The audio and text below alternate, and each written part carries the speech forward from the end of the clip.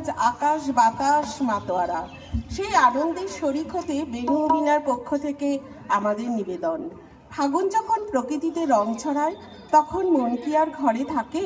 বাইরের সেই রঙের টানেই তো মানুষ বেরিয়ে পড়ে অজানার খোঁজে, হয়ে যায় এক পথহারা পথিক।